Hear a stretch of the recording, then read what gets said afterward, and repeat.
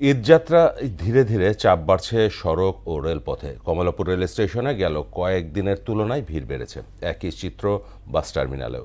সকালে Mohakhali bus station পরিদর্শন শেষে সড়ক, রেল ও নৌমন্ত্রী শেখ রবিউল আলম বলেন, ঘরমুখো মানুষের কাছ থেকে অতিরিক্ত ভাড়া আদায় করলে ব্যবস্থা নেওয়া হবে। এ সময় তিনি আরও বলেন, গণপরিবহনে পর্যাপ্ত জ্বালানি সরবরাহ করা হয়েছে।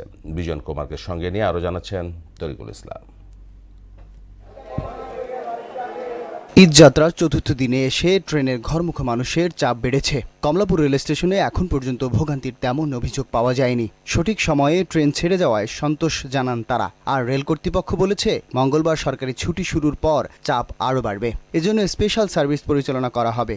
এখন তো আমাদের অফিসিয়ালি ছুটি, কলেজ ছুটি, তাই আমরা রিলেটিভ কাজিনদের সাথে একসাথে ঈদ কাটাবো। সিকিউরিটি খুব ভালো, মানে টিকিট ছাড়া কাউকে ঢুকতে দিচ্ছে না। তো আশা করি যে কোনো সমস্যা হবে না এবং কোনো বিভ্রান্তি হবে না। সড়ক পথেও বেড়েছে যাত্রীর চাপ। টিকিট পেতে খুব একটা ভোগান্তিতে পড়তে হচ্ছে না ঘরমুখো মানুষদের। অনেকদিন আগে ছুটি পাইতেছি, এই জন্য আগে যেতেছি, অসুবিধা হইতেছে না।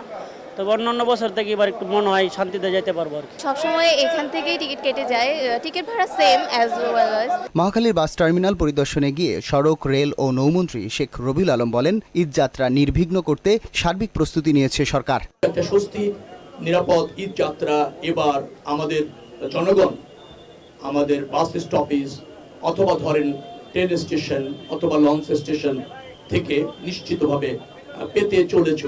অতিরিক্ত ভাড়া আদায় করলে কঠোর ব্যবস্থার হুঁশিয়ারি দেন তিনি। নির্ধারিত টাকার চেয়ে 1 টাকা ভাড়া নেওয়ার কোনো সুযোগ নেই।